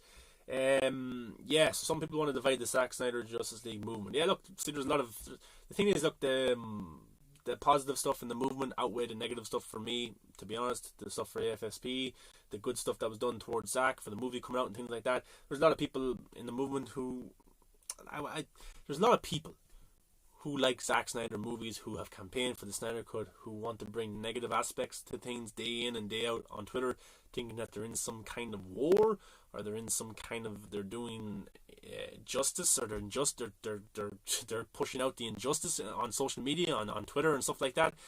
I don't know. I don't see what the end game is. I just think these people have something to hate on every day for a reason. And for a reason I don't know what it is. So some people just, like, you never know what's going on in anyone's personal life, you know. Online could be their social platform to act out in a way, and they can't do it in their personal life. It could be, you just never know. I just don't see the point in it day in and day out. I think the movie's coming. I think 500,000 raised for AFSP is all brilliant and more positive stuff than anything that they're saying. But basically what I do is I just ignore it all. I know it's hard, but I just ignore it. I don't engage in it whatsoever. I don't talk to them. I don't tag them and stuff. I don't use screenshots and things like that. I don't engage with them whatsoever. Yes, it's hard. Yes, people have come to my channels and wrote stuff at me and come on my personal accounts and stuff like that. But I'm able to take those stuff. I'm able to say, you're not going to hurt me with that kind of behaviour. But the thing is, not everybody is me, not everybody is you. You might take it in a completely different way. People have struggled with mental health problems, people struggle with depression, people's anxiety and things like that. And a hateful comment like that, or someone coming to your profile, can really hurt people in an emotional, in a mental, and in other ways as well. So people need to be conscious of how people feel day in and day out. And I think even something on Twitter there today that somebody was bringing Ray Porter into a fight. Like, what's that stuff about? Ray Porter is an actor in Zack Snyder's Justice League who was on social media to engage with fans, to get his name up there and out into the world, and and to be tagging them in needless conversations is just a bit ridiculous. I even see Zack Snyder tagging stuff, Ray Fisher. Like, what's the end game in that? What's the point in that whatsoever? I just think it's ridiculous, to be honest. But anyway, that's the positivity outweighs negativity for me, big time. Kyle goes, someone should tell Josh Whedon to keep his sexual fantasies thoughts to himself and not put it in his movies. Yeah, like the one with Flash landing on Wonder Woman's boobs is a bit weird. It's kind of similar to the Age of Ultron one when the Hulk lands on Black Widow's boobs. Hugo goes, Amy Adams gained weight too for Vice when playing Dick's wife. Lynn, she's gone through both routes to play a character of a different weight now. Since back in 2001, she wore a fat suit in Smallville. She did wear a fat suit, and I was watching Smallville and I couldn't believe it was her, and that was pretty cool. And yeah, she's put on weight, but she doesn't put on weight to, she looks fine, I think that new movie that's on Netflix as well, I'm not going to comment on her weight or anything, that's for the role and things like that, but she looks fine to me, nothing wrong with that. Metal Creep goes 98% positive, 2% negative. Yeah, I'd agree, maybe even a little bit higher, 99% and 0.5% negative. But yeah, they just continue that stuff day in and day out, but just ignore them. Like, the thing is, what makes you happy? Does talking about movies make you happy? Does reading, does watching movie, playing games, what makes you happy? I just don't see how being on social media every day talking negatively about things, calling people out, screenshot, I don't see how it makes you happy as a person. I just think it brings negativity on you, and it's not good for you. Hugo goes, I adore the X-Men series. Don't ask me about Dark Phoenix. I haven't watched it. Will do, but I know I hate it already. The franchise ending with a whimper rather than a bang. I have a very soft spot for the X-Men franchise, big time. I find something enjoyment out of all the films. Even the X-Men Wolverine Origins movie. Pretty poor movie. I think it had a lot of behind-the-scenes drama as well. The director's vision was messed with there as well. He did an interview before as well that had to be taken off the record. He asked for it not to be published because he provided too much information and it would have hurt his career going down the line. So yeah, but X-Men movies, I like them a lot. Apocalypse, poor enough.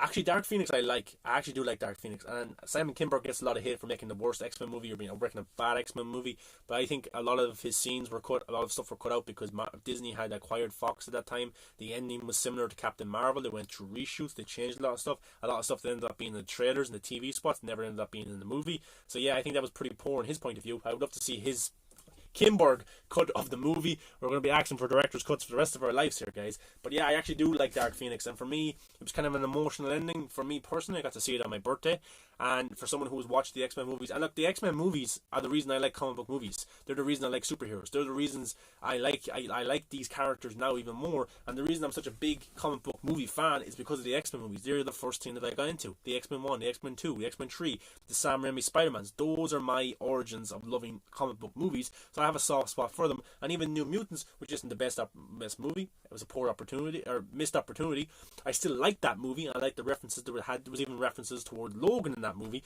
Logan for me an absolute brilliant movie, so I have a soft spot for those movies and I continue to watch them, and my mission is to collect every single one of them on Blu-ray and have a nice collection of all the X-Men Fox movies, including the Fantastic Four, including Daredevil and stuff like that, because I just like those kind of movies and I don't try and hate them. Metal Creep, they brought Ray to a Twitter fight. Yeah, I just seen something there earlier on. I didn't really look too much into it because I think I'm blocked from someone who had the initial tweet or something like that, and then there was comments. It just came across my timeline, and they tagged Ray Fisher was somehow, or Ray Porter was somehow tagged in it, and then Ray Porter said he said not to involve me in these kind of spats and stuff. So maybe I can get it up here and I can read it out to you guys. But yeah, it's annoying to see this kind of stuff. An actor who's playing Darkseid being brought into these kind of spats. It makes no sense. Where is it? I liked it earlier on because it was a pretty good point, Riff. Yeah, so I have to keep asking not to be tagged in shite like this. Once again, do not tag me in your fights. How hard is that? Do you think I'm going to supervise? If you cannot get along, I don't want to hear about it. I'm about done with Twitter entirely off stuff like this. So Ray Porter could end up leaving Twitter because of all the drama that's going on, and it's ridiculous. It really is ridiculous. I don't even know what the fight was about. I don't actually. It's actually so hard to pinpoint what the fight's about with these people because there's no logic behind any of them. And then if you ask people, what's this about? They can't even give you a straight answer of what they're fighting about. So, and then bringing Ray Porter into it, absolutely ridiculous stuff. It's a joke. Hugo goes, I love Superman Returns for what it is. I would want it to be better than it was, but thanks to canon, I pretend it isn't a continuation of Donner's series and its own thing, a tribute on another Earth. And look, yeah, it's supposed to be a continuation of the Donner, of the Christopher Reeve's Superman story. I haven't watched that film in a long time. I don't even know if I actually fully finished Superman Returns. There's some cool things in it, but then it kind of falls flat in other areas and stuff like that. Probably a missed opportunity. And Bryan Singer, who did X-Men 1 and 2, I expected a lot better from him with that movie. Metal Creeps, I don't care. People can attack me what they want. I won't ever change my principles. Exactly, man. You know, my main principles are positivity, creating a friendly environment where we can all sit here and talk about movies, not to bash on people, not to be talking about negative things, and that's what I hope to and bring to you people, and hopefully you're enjoying it. That's my goal anyway, to be positive, especially in times of negativity. It's really sad that Fox now belongs to Disney, isn't it? Yeah, I know it is. Like the Dawn of the Planet of the Apes movies. I love those. They're now a Disney product going forward with Disney. Disney's good and stuff, but will they do an R-rated Deadpool for them? Will they do these kind of hard, gritty movies? I don't know. It's just hard to see that. I wish the X-Men continuation continued because in New Mutants, there's signs of more of a next generation of the X-Men. Like Daphne Keene's X-22, 23 in Logan. Brilliant. A brilliant child performance, and I wanted to see her have her own solo movie, and we might never get it. James Mangold said he would love to do a movie with her as the next Wolverine. I think that would have been the right way. Don't recast it for another male character. Let her be Wolverine going forward. That's what it should have been, and I think this is a big disappointment that she won't get to be the character again. Like, that's such a missed opportunity. I wish they would just let them do their own thing at the side, or if James Mangold had a really great story for a Daphne Keane Wolverine movie, do it. It's such a... Oh, I'm so angry that's not going to happen. And I loved Logan so much, and I cried every time I watch it. And I'm not afraid to admit that. Hugo goes, Fox traded the Skrulls to Marvel Studios and Disney, so Captain Marvel could have them, so I heard. I don't know what Fox got in return, if they got anything at all, which led to the rewrite reshoots. Yeah, it was supposed to have Skrulls in it as well, and did I see some concept art? I think I did, of Skrulls, what they were supposed to look like. Pretty scary, pretty cool, a lot better than what they were supposed to look like in... Like, Captain Marvel, for me, I don't like it whatsoever. I've already given my opinion on it. I won't go too much into it. I just don't like the movie. I think the Skrulls are just poor makeup and stuff. Even the ones that were in Far From Home, didn't like them whatsoever. Yeah, I think they would have been a lot better, a lot ballsier in the Fox world. Sienna goes, I agree. I grew up with the X-Men series. I read some of the comics because my dad collected the classics. That's pretty cool. Yeah, there's a pretty cool thing that's going to come out now soon. The Kevin Smith on his YouTube channel was talking about it. It was this hardback book that's going to come out. It's going to have all the original X-Men comic books in it. This book is like really big, and the comics are printed into it, which looks pretty cool. And there's new comics that's coming out with this book. There's a Wolverine comic. It's huge. There's like over 1,000 pages of this with comics, and it's gonna cost $200. But they need to have so many people signed up that they're going to get it before they're going to publish them and make more of them. And if you order it now, and if they are going to go ahead and make them, it's not going to come until March. But it looks pretty cool. I'm nearly on the point of trying to order one because it looks really, really cool. Metal Crypt goes, life is negative enough, man. Love everything else. Exactly. Lots of negatives in your life, and I think it's pretty cool if you can stand there with a smile on your face and be positive when all the hardship goes on. Hugo goes, X-23, yep. Shadowcat and Quicksilver all have had discussions of solo movies, and it sucks we'll never see Daphne, Ellen, Elliot, and Evan carry on the legacy of you and Co. with Ryan's Deadpool leading the way. It would have been cool, wouldn't it? It would have been really, really cool to have those characters pop up in a Deadpool movie, or Deadpool pop up in their movies. Like a Daphne Keane Deadpool movie, pretty cool as well. Or if Sabretooth came back and was the mentor towards Daphne Keene's Wolverine, pretty cool as well, wouldn't it? There's actually a reference to Sabretooth in a deleted scene from Logan, which I think they should have kept in the movie. And it's a missed opportunity that didn't get Liev Schreiber to come back in the role. But there was a lot. They were trying to do a lot for that movie, so you can't do absolutely everything. But yeah, I love Evan Evan Peterson. No, not Evan Peterson. I love Quicksilver in the X-Men universe. Big time. I think he's better than the MCU one, even though I did like Aaron Johnson. I'm going crazy with names now. Aaron Taylor Johnson, maybe. I'm thinking of Anya Taylor-Joy when I think of Aaron Taylor Johnson. I'm sure you guys will correct me in the chat. But yeah, the MCU Quicksilver was pretty cool. It's a pity they killed him off, and but I always loved the X-Men Quicksilver. Like, his introduction in the X-Men Days of Future Past was absolutely brilliant. That scene was amazing, and Ellen Elliott now, that's Elliot Page, came out as transgender today. Is that her character? Shadowcat. It would have been cool to see them continue, but it doesn't last forever. We got 17, 20 years of these characters. That was pretty cool. Sienna goes, you should order one. LOL, I definitely might check it out. Yeah, it's pretty cool. I think if you go on to the Kevin Smith Fat Man Beyond show on YouTube, just type it in and then go to the description. It's probably there, I think. It's pretty cool, and it's $200 though, so it's pretty expensive. So I don't know how if I can afford that coming up to Christmas. Hugo says, could easily see time travel allowing X-23 to appear in the present, going on adventures with Deadpool and Cable. I can easily see a lot of her comic book angst in the Sonic Teenage Warhead. Yeah, she's a pretty good character. And that's actually an interesting point. So, what are Disney going to do with Deadpool? Will they have Deadpool appear in the MCU as a PG-13 character?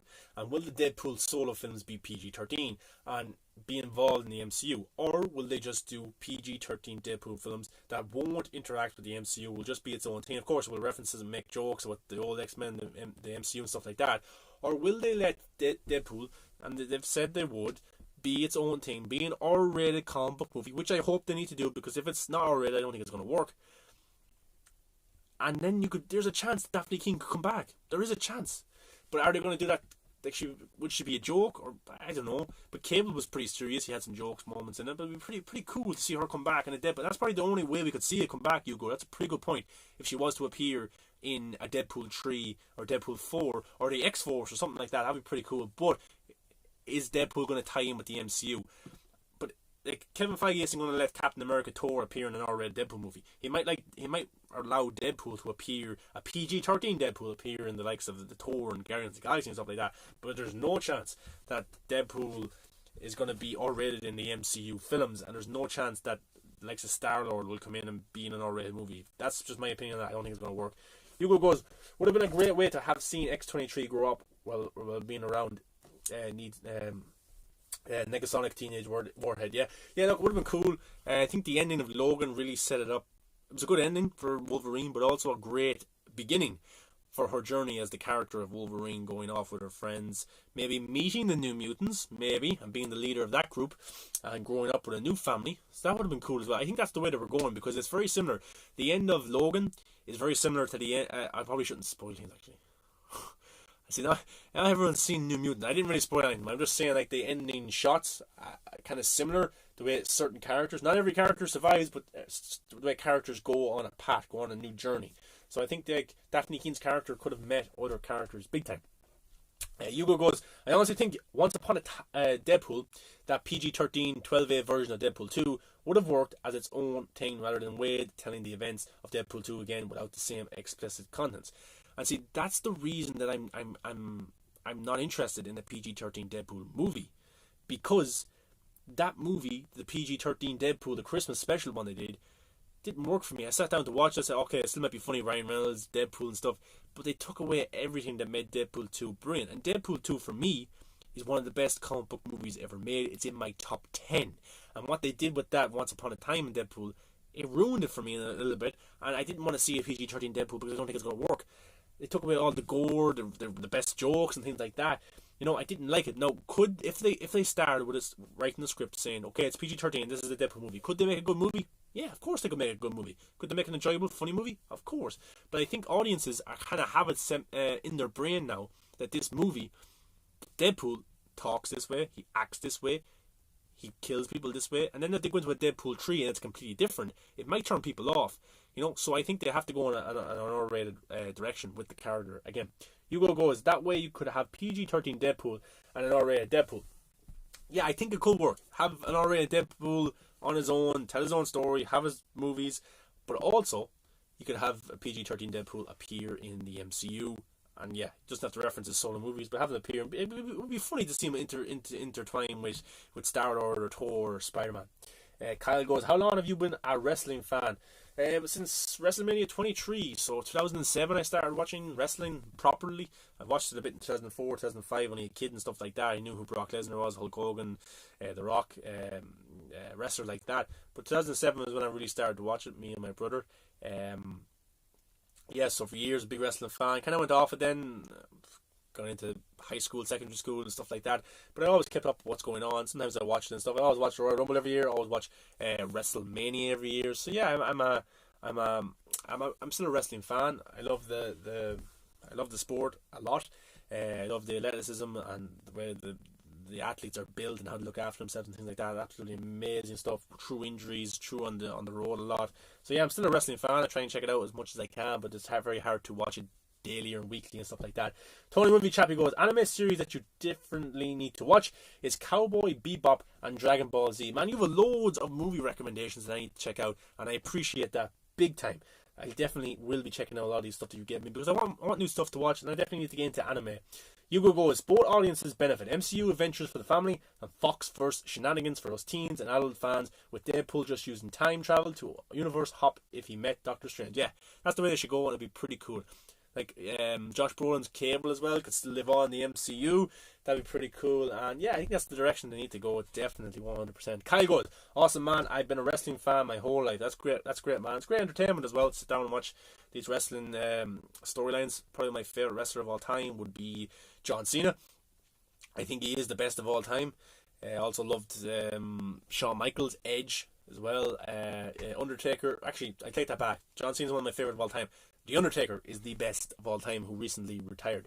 Hugo goes, awesome. I'm a wrestling fan too. Aware since 2001, but a fan since 2004. Becky Lynch is one of my favorites. Becky Lynch, an Irish, yeah. Yeah, and when the wrestling tour does come here, my brother and I, we go to all the shows as well. So yeah, it's a pretty good atmosphere when a live show, a wrestling show. It's really, really fun. And it's a great night's entertainment for 3 or 4 hours. It's a lot of fun. But yeah, it's good to see other wrestling fans in here. Yeah, but guys, I'll do 5 more minutes. Any more questions or anything you want to say? And then I'll wrap it up. And I should probably go to bed. But I probably won't get to go to sleep till 5 because my sleep schedule is all over the place. Probably earlier where you guys are right now. But any last few thoughts, discussions, opinion pieces, or questions?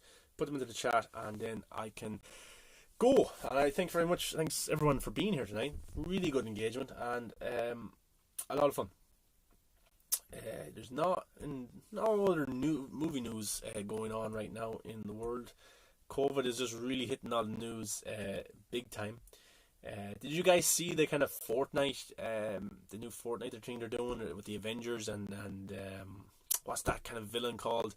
Oh, they're doing the new villain, but it looks cool. They're kind of bringing the Avengers storyline into one of the games, which looks pretty cool. Kyle goes, do you like Batista, Viking? I love him. He's one of my top 3 favorite wrestlers. Batista's awesome. Of course he is. Pretty good. He's turned into a pretty good actor as well. Yeah, I loved him in his rivalry with The Undertaker in 2007, 2008, and then his rivalry with Edge. Absolutely brilliant. Some great storylines there between those 3 characters, those 3 athletes. Yeah, Batista, of course, a very good actor as well. I don't think even he admits himself that he's not the best actor. He's still learning his trade, which is brilliant. And you know what? He was pretty good in Blade Runner 2049, one of my favourite films of all time. He had a nice brief cameo in that. We're going to get to see him in Army of the Dead. He's campaigned to be Bane. He wants to be Bane as well. Could that be in the Snyderverse if that ever happens? Or could that be in the Batman, Matt Reeves world? But yeah, I like him, man. And even that movie, Stuber, the comedy, he was pretty good in that. So I think he's a good range on him as well. And it's cool to see all these wrestlers now being actors. You know, The Rock was the one who set the pathway for that. Batista now, John Cena, of course, doing well. So it's pretty good that way. And yeah, Batista, I've always followed his career, and even he did the MMA as well. So yeah.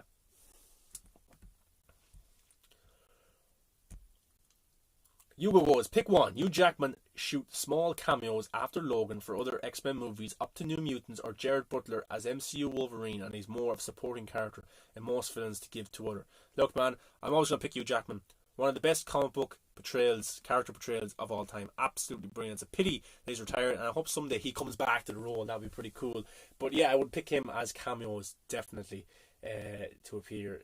Like his cameos in all the other X-Men films was absolutely brilliant. Kyle goes, would love to see Batista as Bane. He's definitely got the build for the character. He does. He'd be pretty good, you know. You don't have to have a massive Bane like they did in Batman and Robin, but you could do something pretty interesting, and I think he'd be pretty good. He'd be pretty good to fight Ben Affleck's Batman. That would be cool. Imagine them two going up in a fight. That would be pretty awesome. X-Men, the Spotlight. Yeah, pretty cool as well, you know. I love that world, so any more X-Men to me is great. I need to read more X-Men comics. But I think I'll leave it there, guys. My battery is probably would die as well. So I'll leave it there. I want to thank you very much for being here tonight on the Viking stream and bringing so many cool discussions and opinion pieces and questions to the stream. Really enjoyed it, and I love hearing your guys' feedback and what you think of these things. If you're watching after, thanks for being here. Leave in the comments below your thoughts. I'm interested. But guys, as I said, these Viking streams are just more of a discussion, a laid back discussion for movie fans to have a really great environment to discuss movies, and everything that you say will be brought onto the show, no matter how controversial it is, no matter how bad it is. I'll talk about it, I'll address it. I'm not afraid of any questions you have or any opinions about movies. I'll always put them onto the stream here. That's why I have the comments right there. Just don't be a mean troll or anything like that, calling people names. I won't accept any of that stuff. But anything you can say always pops up in the stream, and I have that there for a reason, so you have a voice and a platform to say your opinion. But guys, if you have any questions that you think would be a good topic for the stream, or any questions that you want to send in, an opinion piece or a letter, send it to me on Twitter, a DM or Instagram. Let me know. Send me a letter, and I'll read it out on the stream, and we can discuss it and go through everything that you have to say. It can be as long as you want. It's up to you guys, 100%. But guys, I appreciate it, and I really hope you're having a good night wherever you are, or a good morning. I don't know what the time difference is. I know it's tough in a pandemic, but guys, try and stay positive. Do something that you love. Get out and do some exercise. Watch a movie that you love if you're ever feeling down. And I appreciate you guys for being here. Kyle goes, it was great hanging out here. Thanks, Kyle, for being here. Sienna goes, great stream. Thank you, Sienna. Hugo goes, it's been a fun time. Thank you for hosting, man. Hugo, thanks for all the engagement you bring, and thanks for all the X-Men discussions. X-Men's my soft spot, so I love that a lot. And Brian must be passed out because he was smoking too much weed, and Metal Creep must be passed out as well because he was drinking too much. But yeah, we'll have to try and convert those guys. We'll have to have an interrogation, or not an interrogation, the Batman Joker interrogation.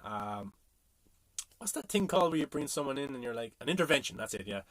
Jeez, I'm going to get myself in trouble. But guys, have a good night. Thank you for watching. And if you want to follow me on all my social media, I'll have them in the description of this video. But yeah, movies that matter everywhere. So thanks very much, guys. Have a good night.